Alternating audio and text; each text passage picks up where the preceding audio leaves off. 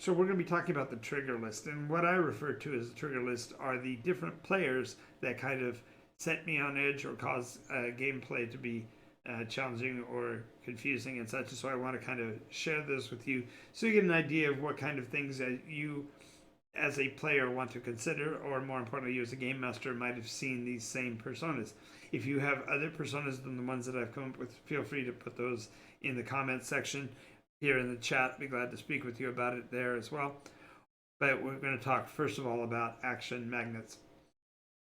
And an action magnet is a person who doesn't understand the boundaries of physically where they are in the game and literally wants to be the part of every spoken scene in the game. So they literally will follow one player's action, want to respond to that, and then move over to another player and try to respond to that. And this action magnet literally draws them into the action, even though they're physically not capable of being there or may not be privy to the conversation or whatever. And an action magnet can be problematic, and it generally is a new player who doesn't understand the protocols of how games work, and they simply want to be a part of all of the action. And it also tends to be younger players rather than older players because most people have a concept of timing and location, but it's not always the case. And an action magnet simply hasn't learned those boundaries and limitations yet. And so it's important that when you have an action magnet in your group, that you educate them and guide them to participate when they're actually in the scene and to vicariously enjoy the scene while they're not. The next are the analyzer paralyzers, and these are the guys that they so analyze, they go through what they call analysis paralysis. They simply have too many variables and they don't know what the limits are, what they can or can't do, and so therefore they start to freeze up when they're trying to determine what's going to be done. Now, here in a minute, I'll go over the ways you handle it, but generally, in the case of a person who has analysis paralysis, you might want to provide them with alternatives, might want to suggest some things to them. This is a far cry, of course, from the ring in the nose kind of railroading. It's literally a matter of making them aware of what kind of possibilities so that they have less difficulty in determining which action they want to take. It also may be a situation where their analysis paralysis literally because they're getting in too many variables and they can't make a decision, in which case you need to give them more time. And we'll go into how you do that when we get down here a little bit further. We have another one that's similar. So the next one are the escapists. And an escapist generally plays role-play games for a very different style of play, wherein they perceive of the universe as something to test and to challenge. And perhaps they see they see their character's role as not being associated with a life in the world of Nikos, but simply are trying to see what the limits and boundaries of the game are. And again, it tends to be newer players rather than veterans, but a veteran can fall into this trap, if you will, if they often get away with making crazy decisions and the game master can roll with it. While there are some storytellers that prefer that, in my estimation, an escapist story breaker is literally attempting to derail the primary story in favor of doing a crazy action or convincing the players to do something that would not be in keeping with the personas. So you have to kind of work with them to try to figure out how better to bring them into the story and prevent this. Generally, it's early on in a campaign when a player doesn't know what the limits are or when they are new to the play style. And of course, that will always vary with each game master. And so a player like this might fit perfectly into your campaign as is, whereas in mine, it's a pet peeve of mine if a player doesn't figure out that they are actually alive in the game and that they are affecting that person's livelihood when they're not when they are not in the game. The next one is perhaps a little bit more locally focused in that it has to do with the Dungeons and Dragons 5e mechanism wherein you build a character's backstory. Historically, it's the game master's bailiwick to develop the story behind the characters, but it's a mechanism in Dungeons and Dragons 5e in order to drive players to collect skills and abilities. And while it is not a bad thing, the issue is that many of the players will build their backstory so completely out that there are no it's smooth edges. There are no prickly parts. There's no uncertainty that can be hooked in or anchored into the story as the game master has perceived of it, and therefore it's difficult to merge them into the story stream because there's nothing out there out hanging that can be linked onto it. Instead, it's nice and coherent, and they've solved all the problems that the character has within the build.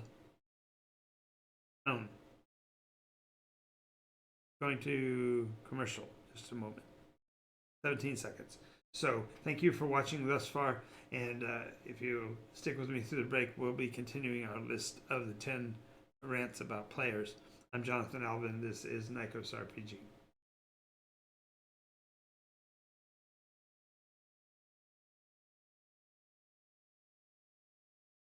Alrighty, so we are back and we are talking about backstories. The reason why characters with smooth backstories are a challenge is that they're not readily and easily transmissible into the storyline that the game master has already devised, and so therefore it's important to make your story feel a little bit more edgy so they can be connected better. And so the idea of ultra smooth backstory just makes it difficult for a player to be incorporated so that they feel part of the story, since they've already built all of the concepts behind them and linked them all back together. Next pet peeve I have is the quick question interrupter. And it's not so much about being interrupted, because that's already problematic. I mean, if I'm working with player B and we're going through something that happens in his story, and then player A or C comes over and says, "Oh, quick question, Game Master, can I do this?" It breaks the concentration, it breaks the scene, interrupts the story, and it deprives player B of the time that they should have had to be able to shine in the story. So the idea of the quick question is really more of a problem of the phraseology, because a person who uses the phrase quick question generally is trying to be polite, but often the question that they want to ask is actually rather extreme in length and has more to it.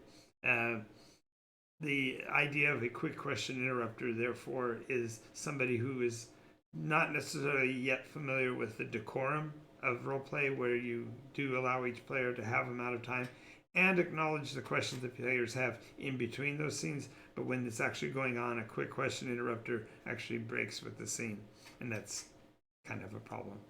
Next are the corrections officers, and I have nothing bad to say about people who are in that field, so don't think that I'm referring to people who actually are in law enforcement and are correction officers. What I'm referring to in this case are players who have a perception of how the game should be played and are interfering with another player, or are critical of the style of play that other players bring to the table. And so a corrections officer, they may even be doing it, from the standpoint of being helpful to assist a player who is new in the nuances of play. But generally speaking, a corrections officer is really almost usurping game master authority in telling the players what they can do or what they shouldn't be able to do, and that's kind of a problem. The corrections officer theoretically should be only can be concerned with their own play style and how they are playing into the characters than how other people are doing. And so a corrections officer usually has to be advised to stay within their lane and their persona and let other players play. The next are the egregious dice fudgers. And there are times when I'm sure every player has either been tempted or has actually indeed given into the temptation to say they rolled a 20 when they rolled a 19 or a 14 or a 12. But the point here is that an egregious dice fudger is someone who is constantly having to succeed at their die rolls. I've actually had one person in a game with a straight face while rolling a blind telling the group that his dice rolls were 15 or better 20 plus times in a row. And while there are runs of positive die rolls that can go, a considerable number of times, nonetheless, by the 15th or 20th time, you're pretty aware that the person is improvising the dice rolls. And while it seems like a problematic one, it's actually easily resolved in the case of a live stream game because here in I utilize Discord, and in Discord there are dice rolling bots that you can use that provide the random number generation effect of a dice roll, and therefore can't be fudged, so to speak, and it can't be modified. And the players are aware of it and can use it. In the tabletop, it's a little more difficult, but what I generally do is I put out a die rolling surface in the middle of the table and require all critical dice rolls to the game to be rolled in the clear, meaning other players can see the dice rolls, and the dice have to remain on the table until two or more people, or the roller and at least one other person, has verified the die rolls. It's not really a problem. I mean, there are times when a player just simply is afraid of losing, but the reality is that kind of shows the player's trust or distrust of the game master if he can't let the story roll according to the dice as they fall. So having a person that is an egregious die roller can be problematic, not for themselves, because the game master can work with anything, but more importantly, it undermines the credibility of the game master if everybody else can see that this one player is being rather egregious about it. So you want to try to limit that if you can. The next are what I call the Monopoly players, and the Monopoly player is not necessarily playing the game of Monopoly. What I'm referring to is that they have almost a manic need to be in the center of attention of the game sessions. Perhaps they see themselves as the game group's spokesman or chief advisor, and therefore they believe everything that they say should be canon, and the other players should fall into line with that. Or perhaps they talk over other players to get their words heard.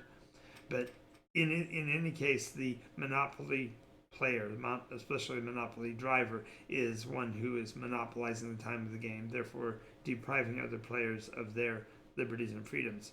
We'll talk more about that, and we have talked about that before when I've talked about inclusion and equity in roleplay.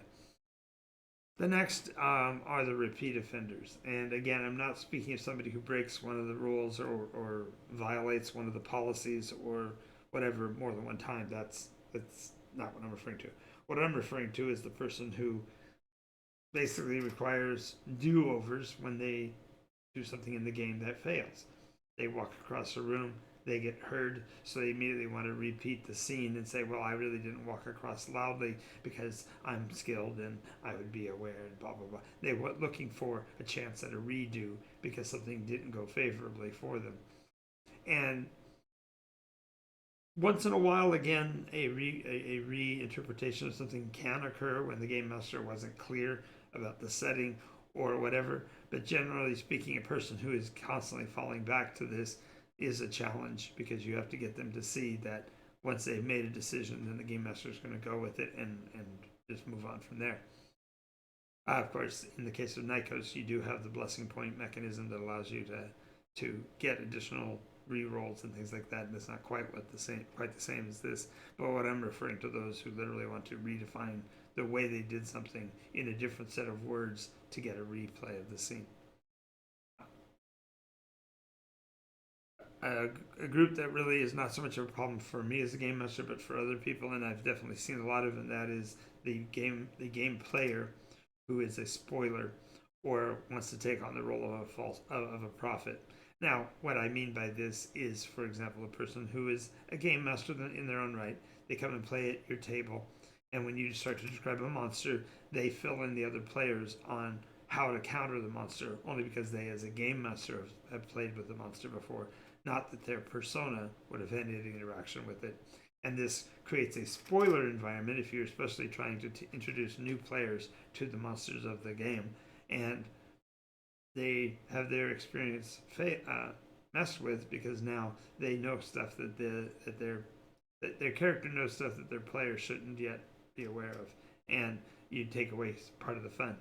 Furthermore, it creates a false prophet situation where if they give a description for the monster that isn't accurate, they're now interfering with the success of the other players by being absolutely certain that the monster will be played in thus in such a way. And this leads to problems of credibility, not only for them as players, but for you as a game master if you allow those moments to play out on a regular basis. So make sure that you're dealing with a false prophet the way that most false prophets should be dealt with. That is, say you don't know what you're talking about, we're going to move on. The next are, some people call them wallflowers. I prefer to call them slowpoke McGillicuddies because it's not that they don't have the information to make a decision. They just have chosen to be deliberate, perhaps over deliberate about making the decisions, or they always wait till other players have made decisions so they can piggyback their actions onto those of other players. And part of that again is being new. You're not wanting to rock the boat. You're not sure what you really can or can't do, and so you're depending on other players to help you or guide your decision making. But a slowpoke McGillicuddy can drag a game down and slow things down if they are taking more time than a person in the actual situation would take to make a decision. So it's a matter of education, awareness of what they can and can't do, and sheer time in game for them to overcome this. The last one I'm going to mention are the Thunder Thieves. And this actually was stemmed from a conversation where the players were actually in a store that was selling gag gifts, and one of the gag gifts in there were cans of thunder. And so one player bought a can of thunder. The next player asked what he wanted in the store. He says, I'll have 2 of those. The idea is they're literally stealing the thunder of another player. This occurs in game when player A says he wants to check out a chest, and then player 3 says, oh, I want to do that too.